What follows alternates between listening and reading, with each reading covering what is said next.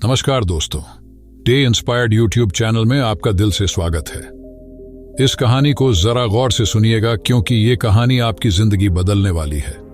आजकल 12 से 25 साल के नौजवानों को इतनी चिंता हो रही है कि चिंता की वजह से उनका किसी भी काम में मन नहीं लग रहा। वो हमेशा परेशान ही रहते हैं। ना तो वो अंदर से खुश होते हैं और ना ही उनके अंदर कार्य करने की शक्ति है। फिर भला उन्हें कामयाबी कैसे मिलेगी? वो अपनी मंजिल तक कैसे पहुंचेंगे? एक समय की बात है, गौतम बुद्ध से उनके एक शिष्य ने एक बार पूछा कि महात्मा, क्या ऐसा संभव है जो मैं मेरे मन में सोचूं वो सारी चीजें अपने आप मुझे मिलना शुरू हो जाए? बुद्ध बोले, ऐसा संभव तो है, लेकिन क्या इसके लिए तुम ये दो चीजें कर पाओगे? शिष्य बुद्ध से बोला, क्या सच में ऐसा संभव होता है? अगर हाँ तो महात्मा मुझ पर कृपा कर मुझे बताइए, ऐसा होना कैसे संभव है?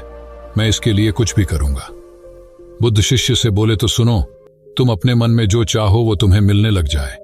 इसका पहला उपाय यह है कि तुम्हें अपने मन को अपने नियंत्रण में लाना सीखना होगा। जब तुम्हारा मन पूरी तरह से तुम्हारे काबू में आएगा, तब उस दिन तुम्हें अपनी मनचाही चीजें मिलना शुरू होंगी। शिष्य बुद्ध से बोला, लेकिन गुरुजी, मन को वश में कैसे लाया जाता है और इस समस्या का दूसरा उपाय क्या है? बुद्ध शिष्य से कहते हैं, मन को वश में लाने का सबसे पहला और महत्वपूर्ण उपाय अपनी इंद्रियों को संयमित करना होता है। तुम्हारे पांचों इंद्रियां जब तुम्हारे वश में होंगी, तभी तुम अपने मन को वश में करने में कामयाब हो पाओगे। शिष्य कहता है गुरुदेव, आप कहते हो कि इंद्रियों को काबू में करने से हमारा मन हमारे काबू में आएगा और फिर जो मैं मेरे मन में सोचूं वो चीज मुझे मिलने लगेगी। लेकिन गुरुदेव, इंद्रियां तो मेरे काबू में हैं। मैं जैसे चाहूं वैसे अपने हाथों को, आंखों को या फिर पैरों को हिला सकता हूं। फिर मुझे जो चाहे वो चीजें क्यों नहीं मिल पाती? बुद्ध शिष्यों से कहते हैं, बालक, तुम अपने पांचों इंद्रियों की क्रिया के बारे में अपने मन में विचार कर रहे हो, लेकिन अपने पांचों इंद्रियों को अपने काबू में रखने का असली अर्थ यह है कि तुम्हें किसी भी भौतिक चीज का मोह न रहना।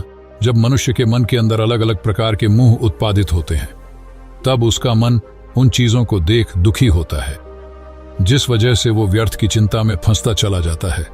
वहीं जिस इंसान का मन उसके काबू में होता है, ऐसा व्यक्ति किसी भी प्रकार के मन के छलावे में न फंसकर अपने लक्ष्य की ओर अग्रसर होता है, और वही व्यक्ति जीवन में आगे जाकर अपने लक्ष्य को पूरा कर जीवन में सफल बन पाता है। शिष्य कहता है, हे महात्मा, मन को वश में करने का सही उपाय क्या है? किस प्रकार मैं अपने मन को अपने वश में ला सकूंगा? और गुरुदेव, दूसरा उपाय क्या है जिससे मैं अपनी मनचाही चीजों को पा सकता हूं? बुद्ध शिष्य से कहते हैं, तुम्हें अगर अपने मन को वश में करने का उपाय पता करना है तो तुम सामने दिख रहे पेड़ के नीचे 1 महीना हर दिन 2 घंटों के लिए मौन रहकर ध्यान करना सीखो। जैसे ही तुम्हारे इन 30 दिनों का सफर खत्म होगा, वैसे ही तुम्हें अपने मन को काबू में करने का उपाय मिल जाएगा। जिस दिन तुम्हें अपने मन को काबू में करने का उपाय पूरी तरह से हो गया, उसी दिन से तुम अपने मन में जिस भी चीज का विचार करोगे, वही चीज तुम्हें प्राप्त होना शुरू होगी। अगर तब तुम पैसे के बारे में या फिर संसार में मौजूदा किसी भी चीज के बारे में अपने मन में विचार करते हो, तो वो विचार तुम्हें अपनी मनचाही चीज को प्राप्त करने में तुम्हारी मदद करेगा। पर इसके लिए तुम्हें अपने मन को वश में कर पाना अत्यंत जरूरी है। जब तुम अपने मन को वश में कर लोगे, तभी मैं तुम्हें दूसरे उपाय के बारे में बताऊंगा। शिष्य बुद्ध को प्रणाम कर कहता है, ये तो काफी आसान कार्य है। 1 महीना ही क्या, मैं 1 साल तक 2 घंटे उस पेड़ के नीचे बैठ सकता हूं। आप मुझे आज्ञा दें, कल से ही मैं ध्यान में बैठने के लिए तैयार हूं। बुद्ध शिष्य से बोले, ठीक है, तुम पहले 30 दिन उस पेड़ के नीचे मौन रहकर ध्यान करके दिखा दो, फिर हम आगे बात करेंगे। उस शिष्य को लगता है, गुरुदेव ने तो मुझे बहुत ही आसान कार्य सौंपा है, इसे तो मैं आसानता पूर्वक कर सकता हूं। इसमें कौन सी बड़ी बात है? 1 महीना पैर के नीचे ध्यान ही तो लगाना है, इससे मैं आसानी से कर सकता हूं। शिष्य दूसरे दिन गौतम बुद्ध को प्रणाम कर उस पेड़ के नीचे मौन रूप से बैठ गया। 3-4 दिन तक ऐसे ही चलता रहा। शिष्य हर दिन बुद्ध के पास जाता है, उनको प्रणाम करता और उस पेड़ के नीचे जाकर मौन रूप से ध्यान करना प्रारंभ करता। लेकिन जब छठे दिन रोज की तरह शिष्य उस पेड़ के नीचे बैठने गया, तब उस समय उसका मन बेकाबू होने लगता है। उसके मन में अलग अलग चीजों के विचार आना शुरू होते हैं। उसने अब तक जिस लोगों से बुरा बर्ताव किया, अपने साथ गुरुकुल में पढ़ रहे भाइयों को उसने हर बार कैसे मूर्ख बनाया और अपनी तारीफ करने के लिए गुरुजी को कब कब झूठ बोला, इन सारी बातों के विचार उसके मन में उत्पादित होने लगे। जिससे उसका पूरी तरह ध्यान में मन लगना बहुत ही मुश्किल होने लगा। थोड़े दिन बीते। आज उस शिष्य का मौन रहकर ध्यान करने का 17वां दिवस था, लेकिन उसके मन में बार बार आते हुए गलत विचार उसे ध्यान को ठीक से करने नहीं दे रहे थे। इसके लिए उसने मन में निर्णय किया, मैं इस समस्या का हल गुरुदेव से पूछता हूं, उन्हें इसका हल जरूर पता होगा। 18वें दिन उसके मुंह पर आ रहे भाव देखकर बुद्ध पहले ही समझ चुके थे कि आज ये सिर्फ प्रणाम करने नहीं है, अपितु किसी समस्या का हल पूछने आया है। शिष्य बुद्ध के पास जाता है और कहता है, ही महात्मा, आपके बताए अनुसार मैं हर रोज 17 दिनों से उस पैर के नीचे ध्यान लगाने बैठ जाता हूँ। शुरुआती दिनों में मैं जब ध्यान लगाने बैठता था, जब मेरा मन पूरी तरह लगता था, लेकिन अब उस पैर के नीचे जब मैं अपना ध्यान लगाने बैठ जाता हूं तब मेरा ध्यान अच्छे से नहीं लग पाता। मेरे मन में अलग अलग प्रकार के विचार आते हैं। जो विचार मुझे आते हैं उनके बारे में सोचकर मुझे अपनी सोच के ऊपर गुस्सा आने लगता है। मैंने अपने गुरु भाइयों के साथ कितना गलत किया, कितनी ही बार मैंने आपसे प्रशंसा के खातिर झूठ बोला। इन सभी गलत और विचार मुझे अंदर से दुखी करते हैं और मेरा ध्यान टूट जाता है। मैं सोचने लगता हूं कि मैं कितना गलत था, जिसकी वजह से मेरा ध्यान पर मन लगना तो दूर में ध्यान करते समय इन्हीं विचारों से जूझता रहता हूं। है महात्मा, मुझ पर कृपा करें और मुझे इन गलत विचारों को अपने मन से पूरी तरह खत्म करने में सहायता कीजिए। बुद्ध शिष्यों से कहते हैं, तुम्हें जब मैंने पहले दिन मौन रहकर पेड़ के नीचे बैठने के लिए कहा था, अब तुम्हारे मन में किसी भी प्रकार के विचार नहीं आ रहे थे, लेकिन अब 18 दिन बीतने के बाद तुम्हारे मन में अपनी गलतियों के विचार उत्पादित हो चुके, जिसका कारण एक ही है। जब तुम अपने गुरु भाइयों के साथ मस्ती करते थे और सबको अपनी तारीफ करने के लिए झूठी कहानियां सुनाते थे, तब तुम शांत रह रहे अपने मन से बातें ना कर पाए।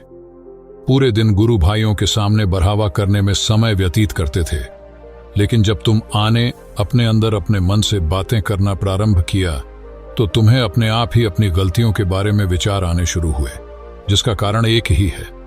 व्यक्ति अपने आप से किसी भी सवाल को पूछता नहीं है।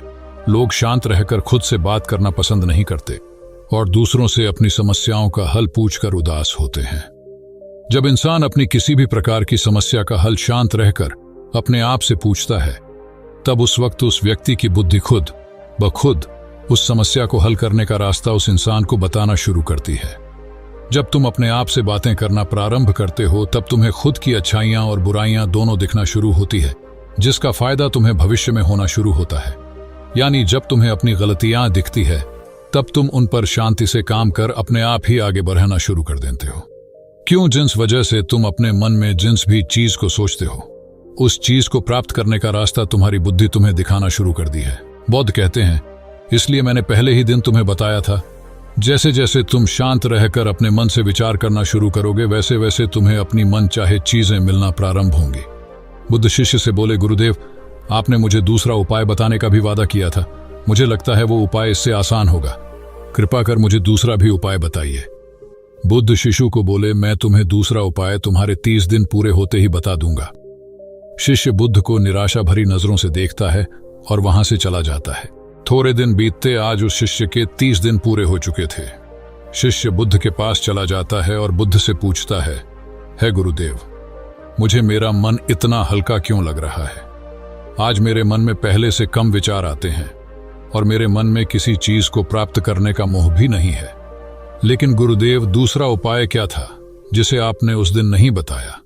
बुद्ध शिष्यों से कहते हैं, दूसरा उपाय था ही नहीं, बस मैंने तुम्हें इसलिए दूसरे उपाय के बारे में बताया था क्योंकि तुम ध्यान के इस 30 दिन में भटक ना जाओ। तुम अपने ध्यान के इन दिनों पूरी तरह से खत्म कर पाओ, जिससे तुम्हें अपने अंदर की आवाज को पहचानने में मदद हो और तुम जान सको कि ऐसा संभव जरूर है कि जो तुम चाहो वो तुम्हें मिल सकता है। लेकिन अपने मन को वश में करने के बाद इसके रास्ते और भी ज्यादा आसान हो जाते हैं। इसलिए इंसान का मन अगर उसके वश में हो तो वो अपनी मनचाही चीज को प्राप्त करने में समर्थ रहता है।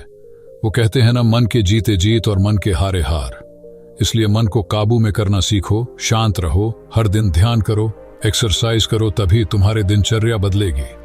जब तक तुम अपने मन को शांत नहीं कर लेते, तब तक तुम जीवन में कुछ भी नहीं पा सकते। कुछ पाने के लिए मन का शांत होना जरूरी है और तब तुमको हर वो चीज मिलेंगे जो तुम सोचोगे। दोस्तों, गौतम बुद्ध की इस कहानी को आप अपने परिवार या मित्रों के साथ शेयर करके उन्हें भी बुद्ध के ज्ञान से अवगत करा सकते हैं। बाकी अगर ये कहानी आपको अच्छी लगी हो तो इस वीडियो को लाइक करें और ऐसी और कहानी सुनने के लिए डे इंस्पायर्ड यूट्यूब चैनल को सब्सक्राइब करें। तब तक मिलते हैं हम आपसे ऐसी ही एक और प्रेरणादायक कहानी के साथ अगले दिन। धन्यवाद।